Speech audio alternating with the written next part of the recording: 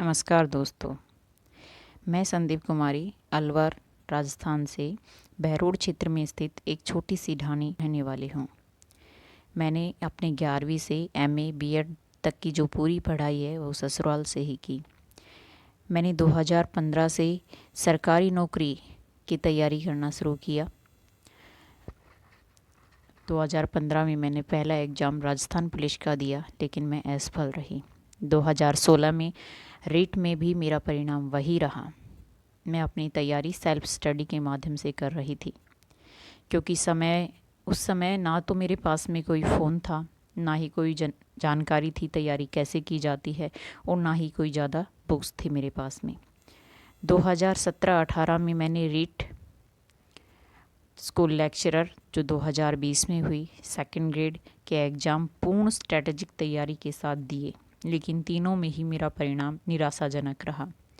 समझ नहीं आ रहा था कि कहाँ से क्या पढ़े कि परिणाम आशाजनक रहे, क्योंकि ससुराल में ही एमए बीएड की थी, तो हर तरफ से मुझे टारगेट किया जाने लगा कि क्या मिला बहू को पढ़ा के, नाम डुबो दिया, पढ़ती तो है नहीं, बस टाइम पास चल रहा है।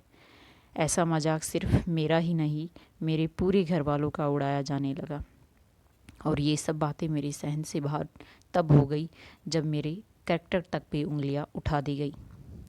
लोग मेरे पति को ये सलाह देने लगे कि डिवोर्सी को जॉब जल्दी मिल जाती है, आप इसे डिवोर्स दे दीजिए। ये सब बातें सुन मेरा खून तो बहुत खोलता था, पर सब्र का घूंट भरने के सिवाय मेरे पास भला रास्ता ही क्या था। 2020 में आने वाली रिट, जिसकी परीक्षा तिथि कई बार स्थगित होने के बाद 28 सितंबर 2021 को हुई, उसी की तैयारी में मैं फिर से जुट गई। अब की बार इरादे पूरी तरह स्पष्ट थे, हार या फिर पार, क्योंकि अब खोने को कुछ बचा ही नहीं था। लोगों ने सब कुछ ही तो छीन लिया था हमसे, एक तरह से कमज़ोर बना दिया था हमें। और घर की आर्थिक स्थिति है वो बद से बदतर हो चुकी थी। अब तक की तैयारी मैंने प्राइवेट जॉब के साथ की थी, लेकिन मैंने अपने पति से 1 साल का वक्त मांगा अपने आप को प्रूफ करने का। रिट 2021 में एग्ज़ाम हुआ जो 2020 में होनी थी, स्थगित होने के बाद 2021 28 सितंबर को एग्ज़ाम हुआ। एग्ज़ाम बहुत अच्छा गया, बहुत ही उमंग में थी मैं, बहुत खुश थी। रिजल्ट आया तो सब बहुत खुश थे, क्योंकि इंग्लिश की विद्यार्थी थी। ऐसा लगा था कि अंतिम रूप से चयन हो ही जाएगा, लेकिन शायद भाग्य को ये मंजूर नहीं था। जिस समय मैं मेरे इष्ट देव पर बहुत ज़्यादा विश्वास करने लगी थी, उसी समय रिट रद्द हो जाती है। और ये समाचार मुझे मीडिया से नहीं, व्हाट्सएप मैसेजेस के थ्रू मिले, जो कुछ हंसते हुए मोजी चेहरों के साथ मेरे पास भेजे गए। अब तक की हमारी मेहनत पर सवाल उठता था कि मेहनत नहीं करते, अब तो किस्मत पर भी उठने लगे कि अभागी हैं हम, फूटी किस्मत लेकर पैदा हुए हैं। लेकिन कहते हैं ना, जब आप किसी वस्तु को दिल से चाहो तो चांद सितारे भी आपकी सफलता के साक्षी बनते हैं।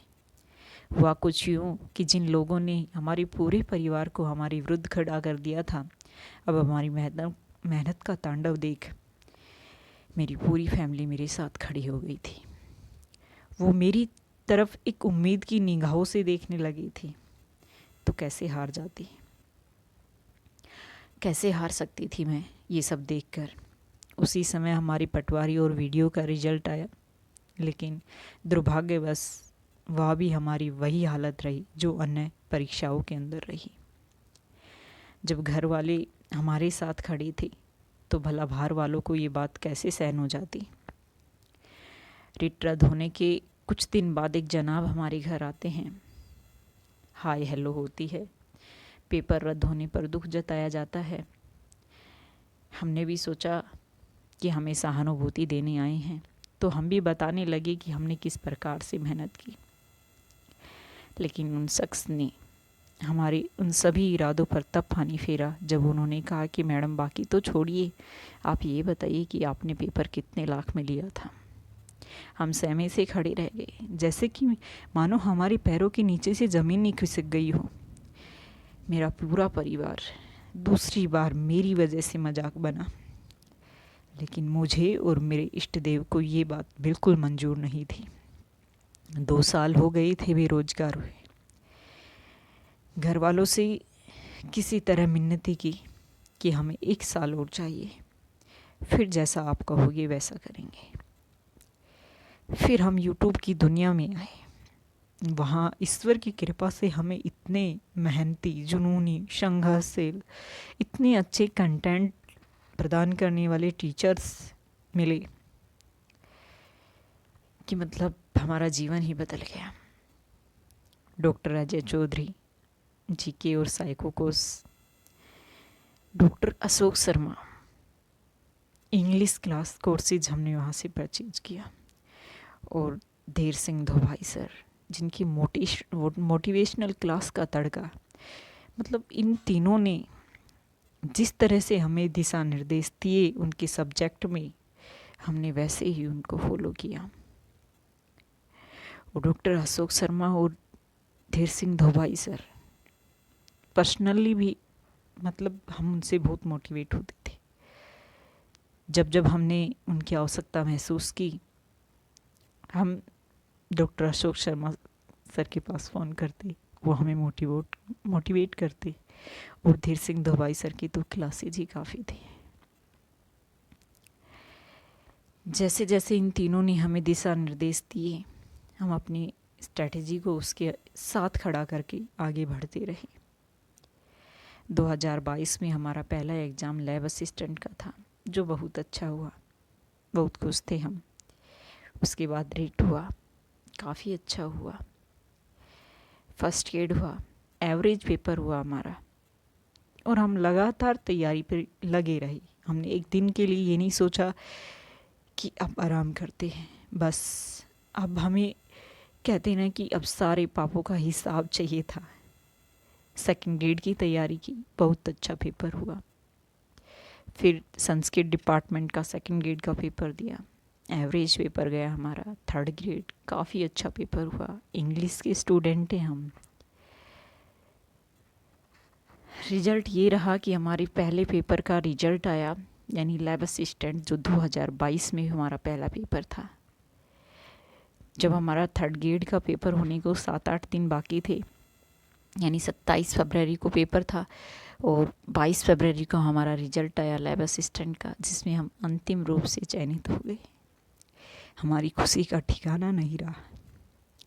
2015 से 2023 तक का संघर्ष कुछ ऐसा रहा कि रेट 2021 के अंदर 134 मार्क्स आने के बाद भी हम 1 साल तक हमने संघर्ष किया।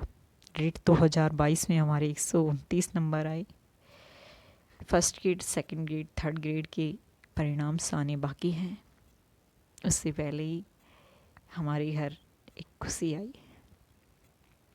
अंतिम रूप से चयन होने पर परिवार बहुत खुश था, और हम तो उनको देखकर खुश थे ही। 8 बार एसफल होने के बाद, 8 बार rate 2016, rate 2018, first gate, second gate, पटवारी, वीडियो, रेट 2021 को तो कैसे भूल सकते हैं। आखिरकार हमें सफलता मिल ही गई। बस यही थी हमारी संघर्ष की कहानी। जय हिंद, जय भारत। बीड वाले मेरे